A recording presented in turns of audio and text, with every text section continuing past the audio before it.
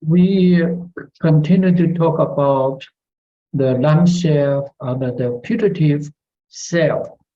In our last talk, we have come to this paragraph of the so-called three characteristics of sentient being, the dukkha, anicca, dukkha, and then anatta. Anicca means impermanence. Dukkha means suffering. And anatta means non-self.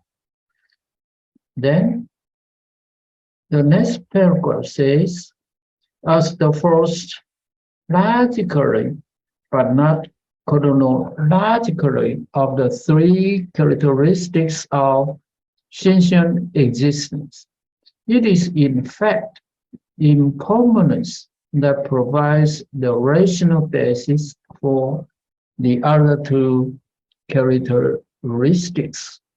What is impermanent is suffering, yat anicca, tam dukkha.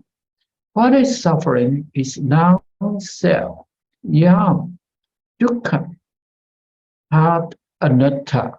Thus, the concept of non-self is a necessary corollary of the fact of suffering.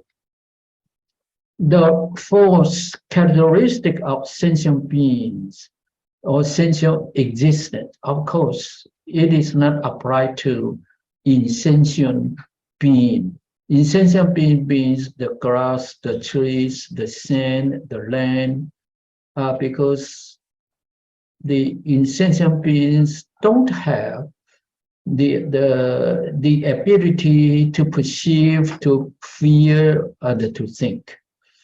But all the sentient existence, the sentient beings, all the sentient beings, they have the mind, or in modern science, we say they have the brain. They have the brain to perceive the external surroundings, to have the feelings, and to think and to make volitional constructions. They are called sentient beings or sentient existence.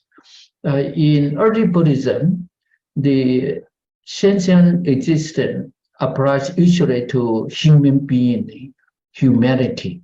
So usually we can understand what is sentient existence in early Buddhism as human being, not as human being, because the Buddha talked about Dharma to human beings. The Buddha didn't talk to other animals, or he didn't talk to the heavenly beings, the Deva. No, he only told the Buddha Dharma to human beings. However, in Mahayana Buddhism, the objects of the Buddha's teachings extend to all the different beings, all the sentient beings. So here, sentient existence, we can understand it as it is the human beings. The three characteristics of sentient beings. The first characteristic, of course, is anicca. Anicca means impermanence. The impermanence is called the first characteristic. It is logically. It means that from impermanence we can have the next characteristic of dukkha, and from dukkha we can have another characteristics of anatta. So it is logically, but not chronologically. Chronologically means in terms of time, in terms of order. It means that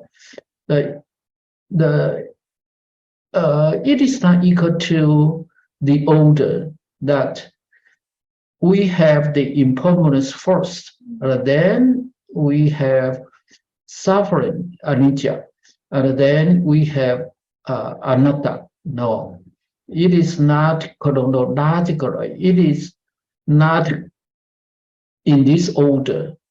It is not in terms of time, but in terms of logic. Why we put the so-called anicca as the first one, as the first characteristic of sentient existence logically, because impermanence is common to us. We can easily understand that everything is impermanent. In particular, our five aggregates are impermanent. Our sensation, our perception, our feeling, our volitional conceptions can be understood easily as impermanent. When we close our eyes, then we can discover that our thoughts are wandering all the time. Our thoughts arise and then disappears, arise and disappears. Never a thought can remain steady for a moment. So we can easily understand the characteristic of impermanence. Anicca. Anicca means impermanence. It is easily noticed by us. So we put it as the first. But it is the first logically, not chronologically, because anicca means dukkha and also anatta. They are the same. These three characteristics are the same. They are identical to each other. What is impermanent is dukkha, and what is dukkha is anatta. And of course, we may say what is anicca is anatta. They are identical, but it is not easy to understand the so-called dukkha and anatta. Dukkha is deeper, is more difficult to understand than anicca. And anatta is the deepest, the most difficult to understand anatta among the three characteristics. Therefore, when we try to analyze non-self of our five aggregates, usually we begin from anicca. We begin from anicca. Anicca can be easily understood by us. We just close our eyes, then we can understand that our mind is anicca. It is in fact impermanence that provides the rational basis for the other characteristic. It means that rational basis. Rational basis means logical basis from anicca or impermanence. We can easily understand what is dukkha. And from dukkha, we can easily understand anatta. It is very easy to explain impermanence, anicca, because everything is changing all the time. And everything depends on other conditions. And the other conditions are also depend on other conditions. Therefore, nothing can remain unchanged for a moment. But the second characteristic, dukkha, is much more difficult to understand. That the most difficult to understand is the anatta. Now we try to explain what does dukkha mean. What is impermanent is suffering. It means that anicca is equal to dukkha. And what is suffering is non-self.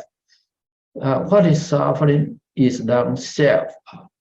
Dukkha exactly is anatta. Anatta. What does dukkha mean? Dukkha usually is translated as suffering in English. Yad anicca tam dukkha. Dukkha or dukkha is translated as suffering. But this is not the correct translation. It is not the correct translation. And even in Chinese, we translate dukkha as ku. It is wrong because dukkha doesn't mean that. It has broader meaning. What does dukkha mean? Dukkha we can analyze is etymology. We analyze the dukkha from the viewpoint of etymology. Etymology means the science which deals with the root or the meaning of some word. From etymology, dukkha is composed of du and ka. Du and ka. The opposite of dukkha is called sukha. And the dukkha,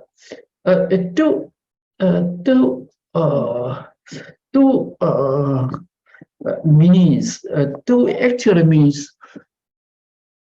bad, not good, or difficult. And the kha. Kha means empty or a hole, or you may translate it as the sky. Sky is a big hole. The original meaning, dukkha, means bed in hole. We have to understand that the Indian people, we call them the Aryans.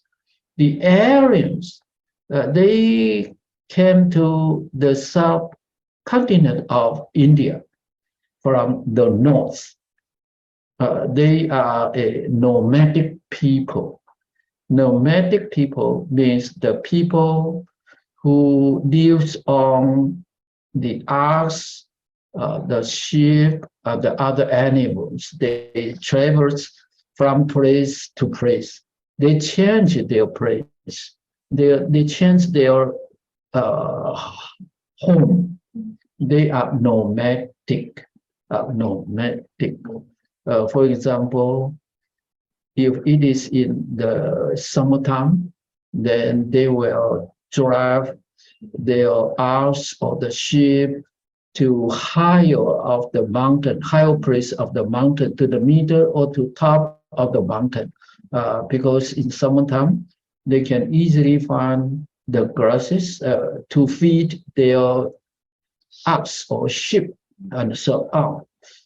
But when winter comes, they have to drive their ox or sheep to the bottom of the mountain.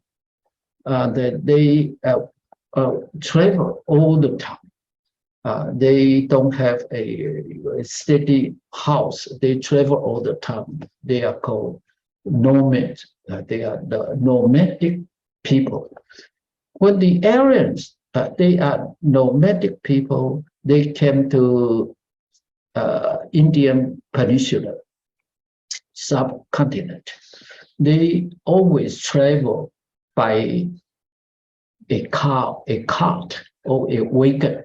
A wagon means a car driven by horse or ox. That's a cart, C-A-R-T, or wagon, W-A-G-O-N.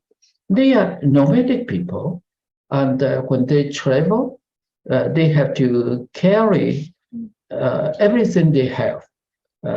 their bed or their clothes, their foods on the cart. So they use a cart all the time.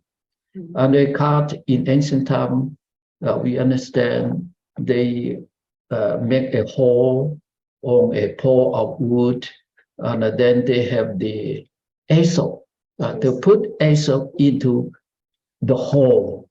When it is badly fitted, when it is badly fitted, the do means bad or difficult, and cut means a hole, a hole, a hole, a hole. This is a hole or a sky, an empty space. There's an empty space. They put an axle into the hole as a wheel. So they travel by means of the cart. Under the cart should have 2 wheels or 4 wheels, and they have an axle, and the axle should be put into the hole. When it is badly fitted, it means that if there are still the spaces in the hole, then the wagon or the cart will have bumpy traveling along the road. Of course, the people on the cart will feel badly. They cannot feel happy because it is just like this way, bumpy. It is a bumpy travel. This is the original meaning of dukkha. Dukkha means badly fitted of the axles in a hole of the cart. So in this way, the cart will have a bumpy driven, and the people will feel not so well. They will feel badly. That is the original meaning of dukkha cross cup. Cup is a hole. And we can have second interpretation. The first interpretation, we separate du and kha. And the second one, we divide dukkha into 2 parts. The first one is the so-called duh, and the second one is stha, stha, duh plus stha. Duh also means a bed, and the sta means stand, just like English stand. So dukkha means stand badly. Stand badly. Stand badly means that we cannot stand firmly. If we stand firmly, then we feel easy. We feel safe. But if we don't stand well, if we stand badly, then we don't feel safe enough. This is the original meaning of the dukkha. On the opposite, sukha, suk means good. So good means to have a good fitting of the axle into the hole of the cart of the wood, so people can have a good driven because the cart will travel steadily. That is the original meaning of dukkha. Dukkha is a very important term in Buddhism. in Brahmanism, and also in Jainism, because Indian people talk about dukkha quite a lot. They fear suffering. Actually, suffering is only a very small part of the dukkha. The dukkha means badly fitting. So in Buddhism, we can divide dukkha into 3 levels. The first level of dukkhas is called dukkha. Dukkha means we can feel the suffering or unsatisfactoriness directly. We can feel it. We can sense dukkha from our experience. For example, if we are sick, then we feel dukkha. We can experience it directly. We can feel it. If we are hungry, if we are tired, then we are in dukkha. We are in dukkha. So usually you call it the dukkha.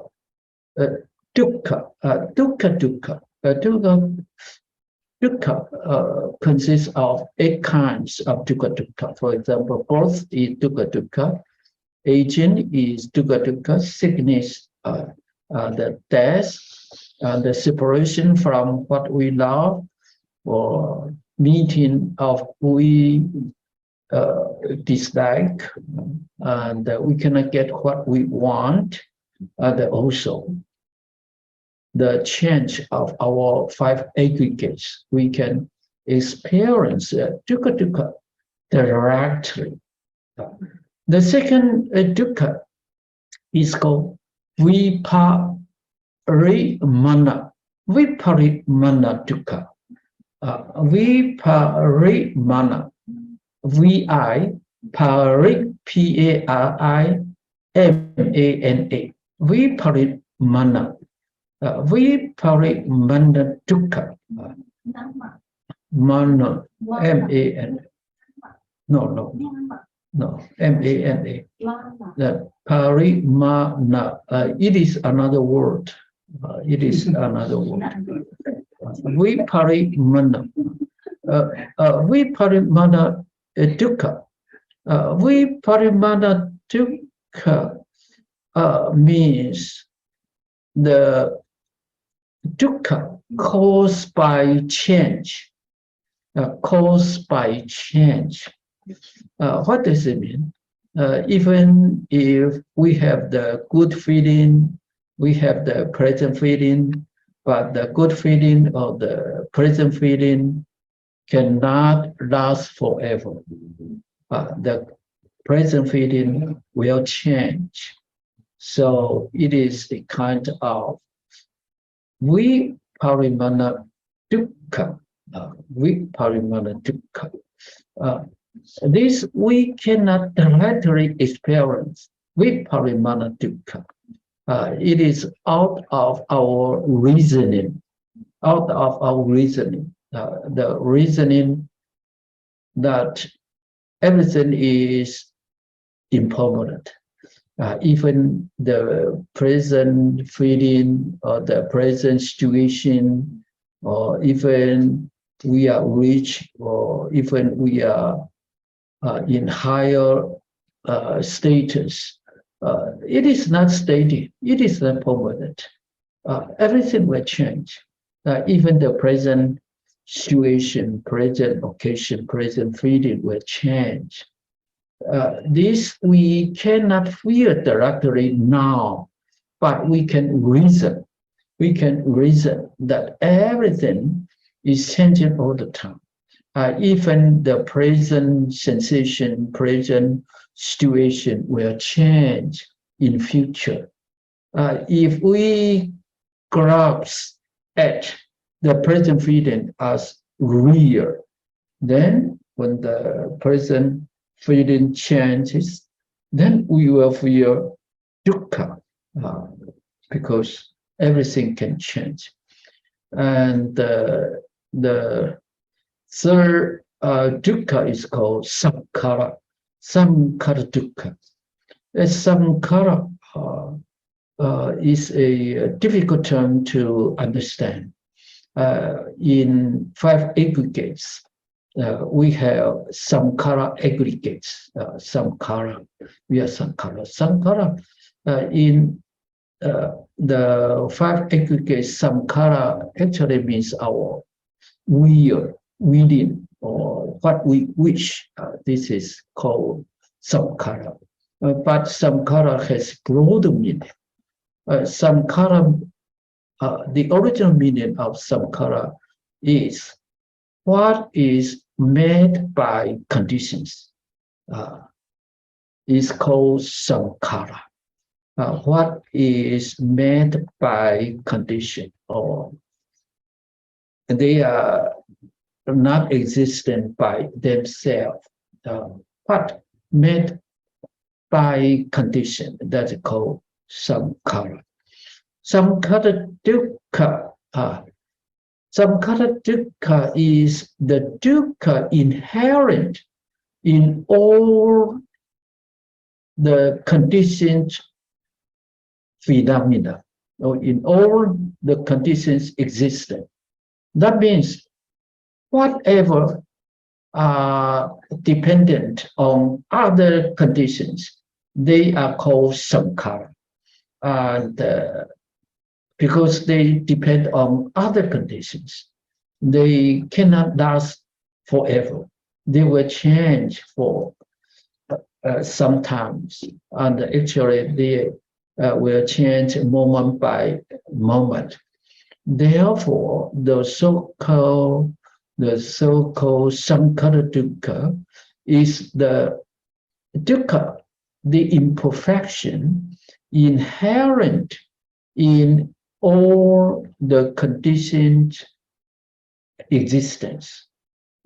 For example, even we are the king, even we are the wealthy person, even we enjoy everything we have, but we are not independent. We depend on many conditions.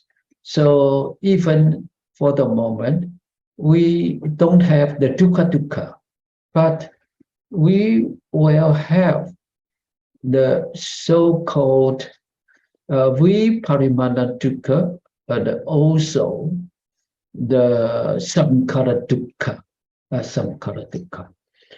We have these 3 levels.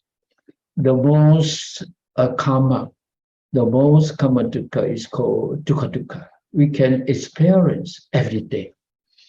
And the deeper level of dukkha is called viparimana dukkha. Viparimana dukkha refers to the present feeling or the present condition, because they cannot last forever. So they will cause dukkha to us if we grasp at them. And the highest level or the deepest level of dukkha is called samkhara dukkha. Why? We have to understand clearly the 3 levels of dukkha.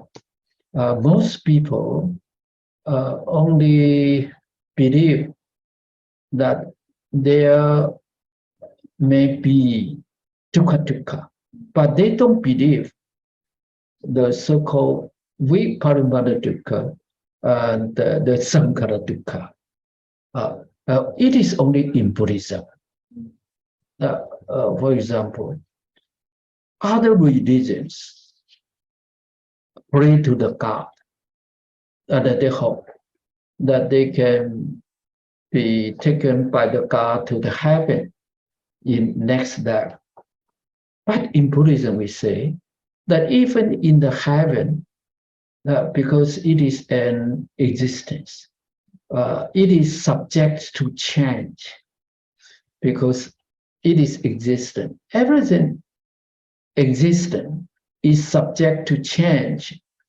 It will change in the future. So even in the heaven, there is viparimana dukkha, viparimana dukkha, and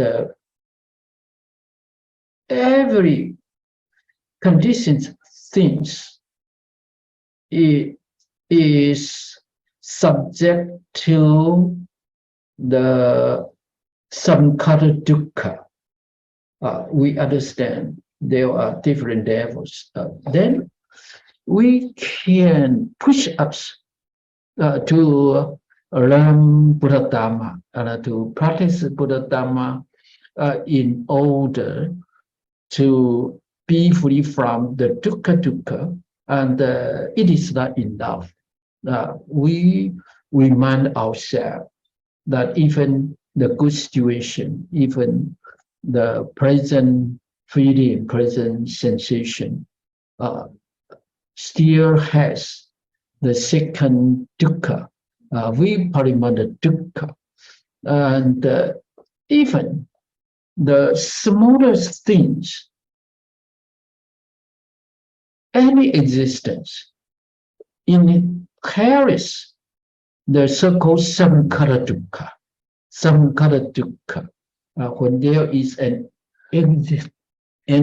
existence, then this existence has the samkhara dukkha, because any existence is not independent.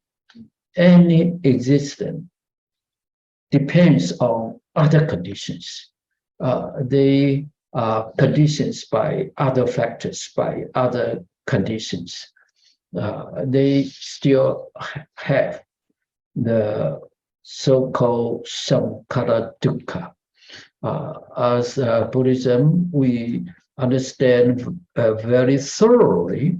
So we encourage ourselves to learn Buddha Dhamma, to practice Buddha Dhamma in order to be liberated from dukkha.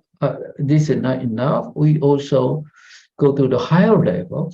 We want to liberate ourselves from the viparimana dukkha, and then we have to understand every existence still has the samkhara dukkha. Samkhara dukkha. Then we practice Buddha Dhamma, and we attain the nirvana or nibbana. Nibbana means the understanding of any existence as impermanent, dukkha, and anatta. When we realize anatta, then we will not grasp at any concept of atta. We are free from any attachment. We are free from any clinging. We are liberated from the so-called dukkha, viparimana dukkha, and also the samkhara dukkha. So it is very important to understand these three layers. So actually, the three characteristics of sentient existence are the same thing, but it is not easy to understand the second level, the third level of the dukkha.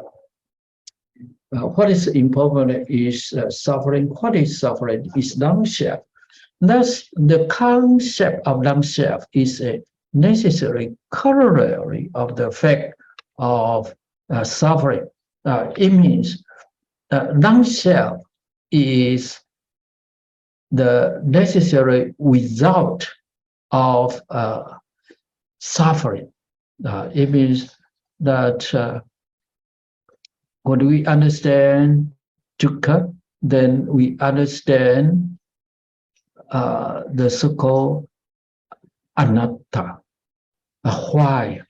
Dukkha, the third level of dukkha is samkhara dukkha. And samkhara dukkha means dukkha of the conditioned things. And if we want to be free from the samkhara dukkha, we have to accept that everything is impermanent. So when there is a condition in everything, then everything will be suffering, will cause suffering, and thus the so-called anatta. Everything is anatta. Everything has no self. The characteristic of non-self is sometimes directly derived from the very feeble characteristic of impermanence. This means that from anicca, we can go to anatta directly. We don't need to go to dukkha first and then to anatta. Directly derived from the very feeble. Very feeble means that we can experience it. For example, some people cannot feel the parimana dukkha. The only very few people can experience the samkhara dukkha. But Buddha told us that higher or deeper than the dukkha, we still have the viparimana dukkha and also the so-called samkhara dukkha. And only the impermanence can be verified. Verify means to test, to prove. We can prove anicca very easily in our daily life. Even now, we can prove that anicca is the truth because time flies so fast. Because we eat breakfast, lunch, and dinner. It is a kind of anicca. So we can prove it. Anicca happens at every moment. We can prove it, we can test it. So if anyone regards the I that is seen as the self, that does not hold, for the origin and the passion away of the I is clear from experience. With regard to that which arises and passes away, if anyone were to think myself is origin and the passion away, such a thought would be contradicted by the person himself. Therefore, it does not hold to regard the I as the self. Thus, the I, the seen, is proved to be non-self. The same goes for the other sense faculties. We have other faculties. Usually, we mention five: the eyes, the ears, the nose, tongue, and the body, skin. If anyone regards the eye here means seeing. We see something, somebody as the self. That doesn't hold. It means it is not true. The I is not the self. What does it mean? What does self mean? Self means that I am the owner of something, this self. So I can control something. I am the owner. For example, this is my money, then I can use, spend my money as I like. Nobody can deny my right. So self means have the power to control something. If anyone regards the I or the seeing or the self as something that we can control, that does not hold. It is not true. It is not true because seeing depends on the visual organs, eye, and the visible objects. Then we can have the so-called seeing consciousness. For the arising and passion of the I is clear from experience. The arising and the passion way of seeing. For example, we see this thing, and the next moment we can see another thing. The arising and the passion way of the seeing is very clear. We can experience it very easily. With regard to that which arises and passes away, if anyone were to think myself is arising and passing away, such a thought would be contradicted by the person himself. If anyone think what is arising and passing away as himself, he will deny such thought because myself means a steady I, a steady identity, or a steady agent. We cannot say myself is arising and passing away. No, I'm still living now. I'm alive now. So how can I say I pass away? No, I'm still alive. So if anyone were to think myself is arising and passing away, nobody can admit it. Therefore, it doesn't hold to regard the I as a self. So we cannot consider the I as a self.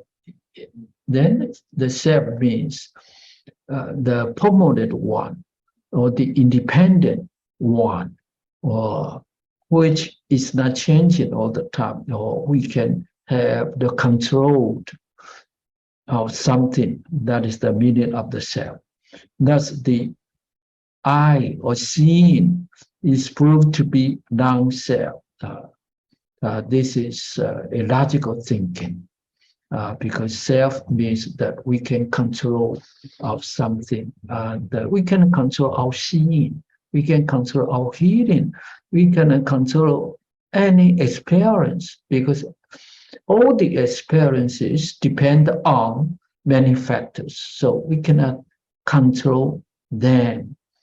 And we practice Buddha Dharma in order to realize the truth of anatta, non-self. Then we can liberate it from the grasping. We will not grasp at anything. We will not cling to anything. Then we are liberated. Let us take another example. Can feeling, for instance, be considered the self? If it could be so considered, then when the present feeling gives praise to an unpresent feeling, one would have to admit that his self has changed. If it has not vanished completely. Here is another example. We cannot consider our feeling as self, even a present feeling will change. A present feeling will disappear, gives praise to an unpresent feeling. This kind of dukkha is the second level of dukkha, the so-called viparimana dukkha. Viparimana dukkha. This we cannot experience directly, but we can reason it. We can understand the second level of dukkha by means of logical reasoning. Logical reasoning, we can understand it. Buddhism has a very profound understanding of our life, of our truths. The two examples given above clearly demonstrate that it is from the verifiable premise of impermanence that the principle of non-self is derived. So we have two examples already. And from these two examples, we can easily have the conclusion of anatta from the premise of impermanence, anicca, because anicca can be experienced, can be tested, can be proved as true very easily in our daily life. So we can easily start from anicca, then conclude anatta. Anicca means anatta. We don't need to go through dukkha. Yet another aspect of what non-self means can be elicited from a debate from the Buddha and the Saccaka on the idea of self. Saccaka argues on the premise that just as any kind of seed or vegetable grows and comes to maturity depending on the earth, whatever act a person does, whether it is good or bad, depends entirely on the five aggregates conducts. He concludes, therefore, that the five aggregates constitute an individual's self. Now we come to the third example. This third example is a little bit philosophical. From the above two examples, we can easily understand that what is anicca is anatta. What is impermanence is non-self. The third example is the debate between the Buddha and the Saccaka. Saccaka argues, Saccaka says that just as any kind of seed or vegetable grows and comes to maturity depending on the earth, that means any seed or vegetable depends on the earth to grow and comes to maturity. So whatever act a person does, whatever act, whether the action is good or bad, if a person acts some action, it should have five aggregates as the land, as the earth, as the base for a person to act or to speak or to think. A person acts or speaks or thinks, a person should depend on these five aggregates. Therefore, Saccaka argued that the five aggregates constitute an individual self. That means the five aggregates are the self, equal to the self in sum, the five aggregates in sum or in total together. The five aggregates together can be called the self because what we speak or act or think, we should base on the five aggregates. Otherwise, we cannot speak. Without aggregates, we cannot speak. Without aggregates, we cannot do anything. Without five aggregates, we cannot even think, we cannot even sense, we cannot even feel. So Sajjaka argues that the five aggregates together can be called the self, the atta. In response to this, the Buddha says, could you assert that the five aggregates constitute yourself? Have you power over them? Have you control over them? So that you can say that my five aggregates be thus, that my five aggregates be not that. Sajjaka fails to give a satisfactory answer. And amazed that he was sadly mistaken in this matter. When Buddha answered the question of Sajjaka, the Buddha says, when you assert, when you argue that the five aggregates constitute yourself, constitute yourself. If the five aggregates are yourself, then you should have the power of them. And you should control them. Can you do that? Can you control your five aggregates? Do you have the power over the five aggregates? No. Nobody can control his or her five aggregates. For example, we want to be healthy all the time. We want to be young all the time. We want to be happy all the time. But we cannot do that. We cannot stop our aging. We are aging day by day, and we are changing every day, bodily and mentally. Sajjaka cannot answer the Buddha's question. Finally, he admits that he was sadly mistaken in this matter.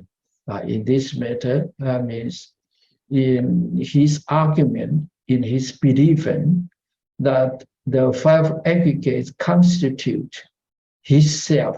That the Buddha asked him, can you control your five aggregates, or do you have the power over your five aggregates?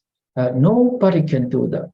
Even the Buddha. Even the Buddha cannot do that. The Buddha cannot control his five aggregates.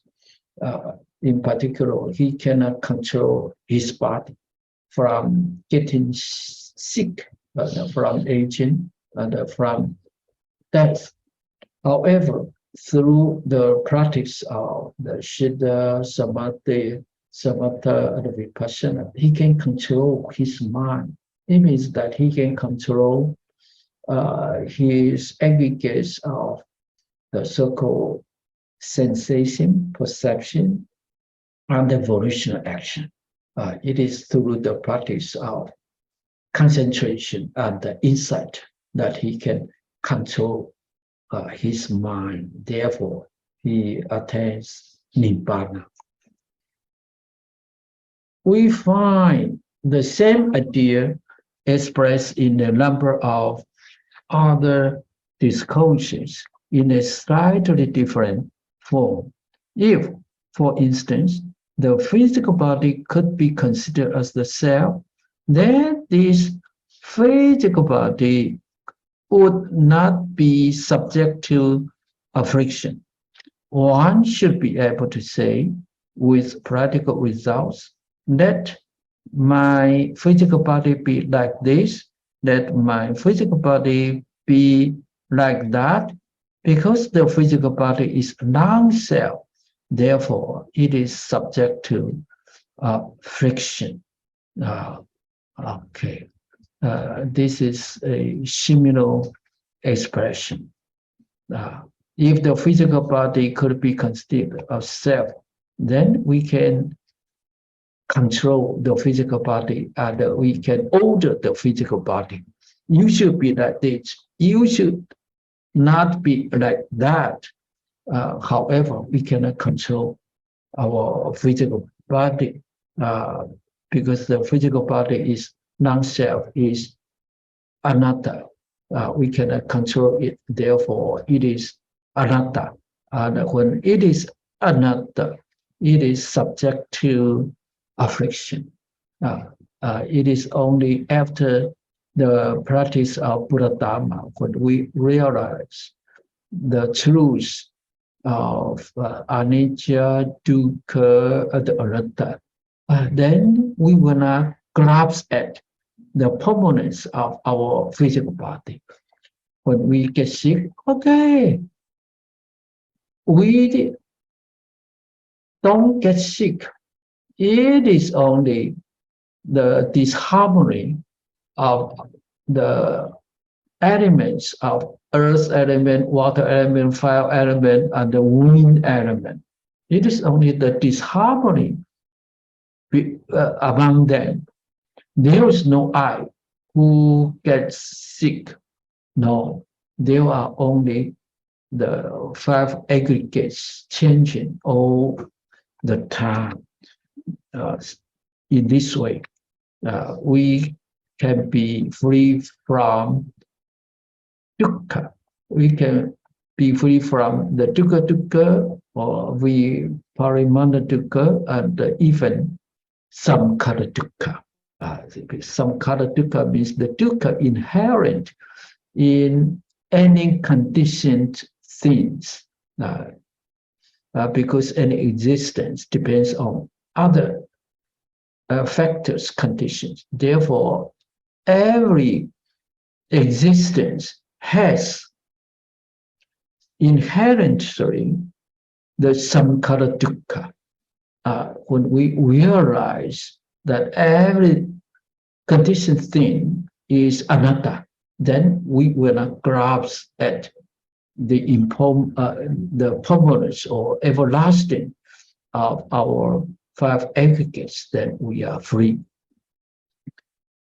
If anything could be called my own self, then I should have full control over it, so that it behaves in the way I want it to behave. If something is really my own, I should be able to exercise full mastery, full sovereignty over it. Otherwise, how can I call it my own? This is how Buddhism understands the idea of ownership or perception. Since we do not have full control over our possessions, when something adverse happens to them, it is we who come to grieve. So it is our possessions that really possess us. If anything can be called my own self, then we can direct it, we can order it to any direction. We can have full control over it. However, we cannot exercise full mastery, full sovereignty over anything, including our five aggregates. but we cannot control our physical body. We can practice samatha, the vipassana, to control our mind. We cannot control our body, but we can control our mind. So the practice of Buddha Dharma is the practice of concentrating our mind and developing our mind to have concentration and the panya, the wisdom. In commentary growth, absence of control is defined as absence of one sway or absence of one power. Vasavatita, in the case of phenomena that depend on impermanent conditions, none among them can exercise their own sway, their own power. In a commentary, growth means grocery, or the special terms of a certain subject. Here we means to the Buddha Dharma. In Buddha Dharma, absence of control, it means that we do not control anything. It's defined as interpreted as absence of own sway or absence of own power. Own sway, own power. That means that we have the power to decide anything. Sasata,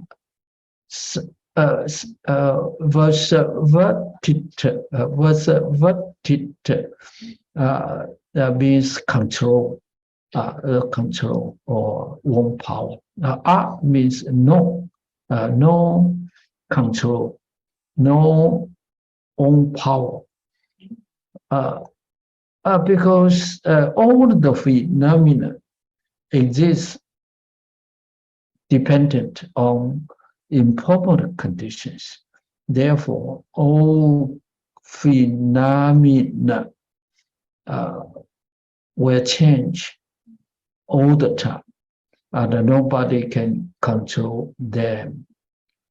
In point of fact, it is this meaning of non-self as absence of full control that is most important from the point of view of realizing Nibbana, the final emancipation according to Buddhism. However, this meaning of non-self doesn't appear to have got due attention in the later schools of Buddhist thought, as well as in modern writings on Buddhism. Perhaps this may indicate a shift of emphasis from Buddhism as a practicing religion to Buddhism as an academic philosophy. In point of fact, he means as a matter of fact. It is this meaning of non-self. Non-self, anatta, actually means absence of full control. We cannot control anything. We cannot decide anything. In particular, we cannot decide our physical body. This is the most important fact from the viewpoint of realizing Nibbana. So Nibbana means that we can have full control of what's happening to us. It means that we can control our five aggregates. How to control our five aggregates? If we attain panya, if we attain Nibbana, we don't grasp at the five aggregates. Then we will not be affected by the changes of the five aggregates because we realize anatta. There is no I in the five aggregates, no I at all. The five aggregates are not I. The five aggregates are not mind positions. And in five aggregates, there is no agent, no I, no eternal identity. No.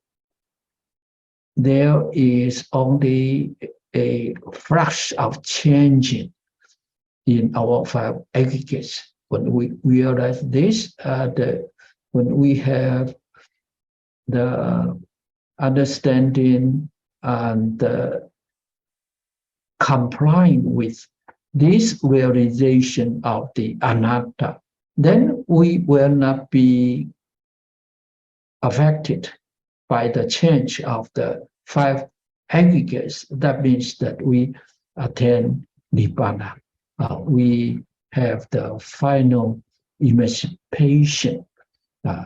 This is very important because we practice Buddha to attain nibbana as our goal, as our aim. So we have to understand this meaning. Anatta means the absence of full control. And the only way to be free from the dukkha of the five aggregates is the realization of anatta in the five aggregates.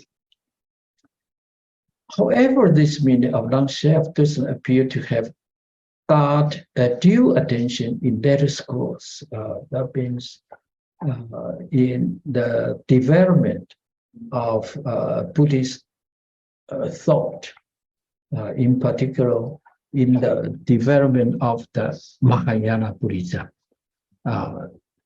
Then we forget that the anatta actually means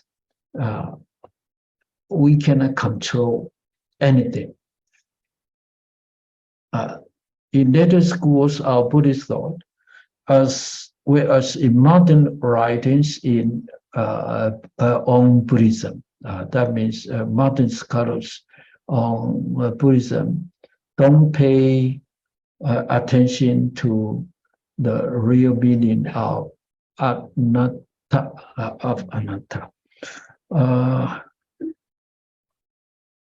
There are two kinds of the concept of anatta or anatma. The first kind of anatta is about the physical body. Our physical body or our personality is impermanent. Therefore, we don't have atta in our physical body. And the another kind of anatta refers to our real self. There is no real self. That means there is no unchanged self, no unchanged personality. We understand that our body is changing all the time, but people still believe that within our body, within our five aggregates, there is an unchanged soul, or unchanged I. And the Buddha rejected this idea. The Buddha accepted that we have the five aggregates. We have the so-called I, but this I is impermanent, is anicca, dukkha, anatta. So the Buddha doesn't reject any idea of I. The Buddha rejects the idea of atta or atma. Otherwise, we will misunderstand the Buddha's meaning. The Buddha says, yes, we have I. The concept of I is based on the 5 aggregates. We have aggregates. But the Buddha told us there is no unchanged 5 aggregates. That's all. No unchanged 5 aggregates. The 5 aggregates are changing from time to time. The Buddha called it as anatta or anatama. There is no soul, no permanent soul within our 5 aggregates or beyond our 5 aggregates. There is no big soul or the creator soul. However, the modern scholars, the later development of Buddhist thought neglect this important meaning. Now we come to the paragraph of where the self-notion originates. The whole world of experience, as Buddhism understands it, is comprised within the 5 aggregates: materiality, rupa, feelings, vedana, perceptions, shanya, volitional constructions, samkhara, and the consciousness, vijnana. Hence, the totality of our experience can be explained with reference to them. The whole world of our experience. We have to bear in mind that in early Buddhism, the term world or loka actually refers to our 5 aggregates, not the external world, not the external surrounding. No, it is our existence, our 5 aggregates. The 5 aggregates. The 5 aggregates make up of the whole world of experience. The whole world of experience.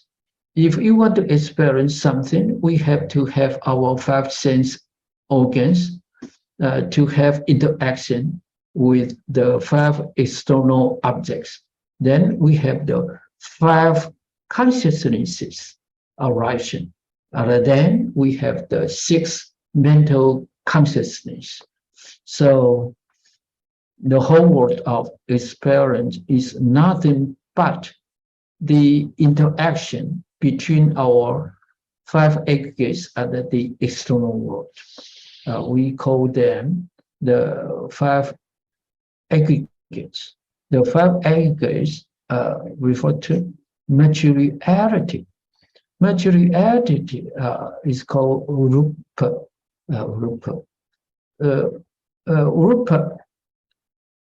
Rupa can have 2 meanings from the viewpoint of etymology. The root of the rupa, we have the first root of rupa, that is ru. Rup means a form, a certain form, with a square or round or long, from the viewpoint of the space. The second root of rupa is rup. Rup means to decay. To decay is explained from the viewpoint of time. We can explain rupa from the viewpoint of space, that is the form or a color of something. And from the viewpoint of time, we explain rupa as something which is subject to change, which is subject to decay, that is materiality. And here, materiality means our body, our different physical body organs. And the feelings is Vedana, Vedana is sensation. When we contact the external surroundings or external phenomena or other people, then we may feel present or unpresent, or we may have the neutral feeling. Perceptions is called sanya, perception. Perception is a cognitive process. In cognitive process, we perceive something.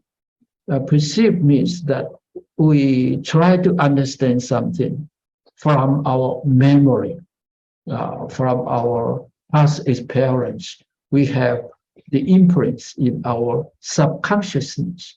And then when we interact with external objects, we try to perceive them, we try to understand them out of our memory. So perceptions means sanya. Sanya means the understanding in mind about something. That's perception. Volitional construction, samkara. As I say, that samkara is a very difficult term to translate. And in the context of the five aggregates, samkara is translated as volitional constructions. Volitional construction means that we have the will to do something or not to do something. It is a kind of volition. And this volitional construction is based on our experience, our memory, or our past life, our past life experience, samkara. And the consciousness, vijnana, consciousness. If we have the word vinya, V-I-N-N-A, vinya. Vinya means the function to distinguish something, to distinguish this from that, the function or the operation of distinguishing this from that, that is the meaning of vinya. Vinya. Hence, the totality of our experience can be explained with reference to them. Therefore, in early Buddhism, when we talk about the whole world of our experience, it is within the territory of the five aggregates. Of course, at the very beginning, we have the sense organs, sense faculties to contact the external surroundings. Then we have the vijnana, then we have the vedana, sanya, and the samkara. In a very fast speed, we jumped from the interaction between our sense organs and the internal surroundings very fast to volitional construction. We like this, we dislike that. We will grasp at something and we will try to escape from something. This is the reason why we have to practice samatha, to stop, to slow down our volitional construction. we can stop at the stage of feeding. That's all. Then we are liberated. If we are stopping at the stage of feeding, oh, we feel good, we feel bad. If we are mindful, then we can visualize that our present feeding, unpresent feeding, or neutral feeding are nothing but dependent origination. Then we stop that.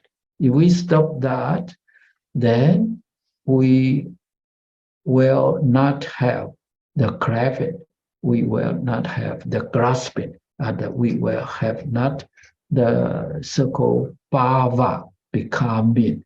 This means the stopping of our samsara. We stop there. We stop at the point of Vedana. Oh, then we are liberated. Or if we can stop at the point, at the stage of perception. Oh, we understand this is the fraud, this is somebody. Then we just stop there. We don't identify them as good or bad, then we will not have the samkhara. Our volitional construction will not arise. Then we are liberated. We are released from the samsara. Volitional construction. Once we have the volitional constructions, then we grasp at something. If we grasp at something, then we leave imprints, the latent dispositions in our deep consciousness. That this is the factor for future rebirth after we die. And consciousness, vijnana. Consciousness is the function to distinguish good and bad, to distinguish good from bad, or to distinguish this from that. That is a kind of consciousness. And when we develop the vipassana, or the insight from the practice of meditation, if we develop the wisdom of anatta, or non-self, then our vijnana is changed, is transformed into panya. There is no more vijnana, but there is panya. There is a panya. Then we understand that everything is anatta. So no agent, no entity, no everlasting identity. We will not corrupt at anything. Then we are free from any dukkha, because we realize anatta already. Anatta can be free from the highest or the most subtle level of dukkha. The most subtle level of dukkha is called samkhara dukkha. The samkhara means changing. Everything which is dependent on other condition is called samkhara. If we understand this truth, then we are liberated from the samkhara dukkha. It means that we attain nibbana. Okay. The totality of our experience can be explained with reference to them, with reference to the five aggregates. Therefore, if there were to be any kind of self-notion, such a notion should originate only on the basis of these five aggregates taken selectively or collectively, because if we want to experience anything, we should rely on our five aggregates. As a result, the notion of the atta, or the notion of the self, should come from the five aggregates, because the five aggregates are the basis of our experience. If we have the experience of self, then this notion of self should come from the five aggregates, taken selectively or collectively. Selectively means we may consider our body as self, or we may consider our sensation or perception or volitional construction or our vijnana as ourself. We can select either one or two or three or four of them, or we can put them together collectively. We can put them together and then consider the five aggregates as a totality, as atta, as ourself. They are the only ground for the origination of such an assumption. Such an assumption means the concept of self, the atta, the idea or the concept of ideal. It means that why we have the concept of self or the concept of other, because we identify any or total of the five aggregates as everlasting, as permanent, as I, as mine, as myself, or within the five aggregates, there is a soul, everlasting soul, or beyond the five aggregates, there is a big soul that is the creator. They are the only ground. The five aggregates are the only ground for the origin of the concept of atta. Yet none of the aggregates can be identified as such. Why? It is due to the fact that the cause and the condition for the origin of materiality and the other four aggregates are non-self. It means that the cause and condition for the origin of the five aggregates are beyond our control. We cannot control the origin of our physical body and our mental functions. If we don't learn Buddha Dhamma, if we don't practice Buddha Dhamma, then we cannot control these five aggregates. In Mahayana Buddhism, the Buddha, the great bodhisattvas, Mahabodhisattvas, they can do what they want because they realize the panya, they realize nibbana, so they can control their five aggregates, and they can go to any world, any place in order to help the sentient beings there. For the ordinary people,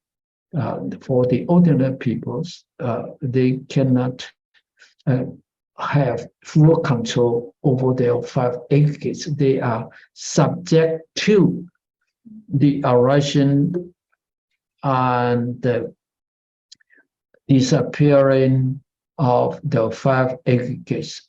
Therefore, they have dukkha. They have dukkha. Understand that we have three levels of dukkha. Why? It is due to the fact that the cause and condition for the arising eventuality, and the other factors are non-self, because beyond our control, we can control them. Therefore, they are non-self. So how can materiality and the other four aggregates which brought into being by what is non-self be the self? It means that how can we consider the five aggregates as self? Because the five aggregates are conditioned by other factors. They are not independent. We have no control over them. So actually they are non-self. And how can we call them atta? How can we call them self? If we call them self, it is a kind of ignorance, a kind of ignorance. And the ignorance is the beginning of our samsara. Ignorance is the main cause of our dukkha, of our dukkha.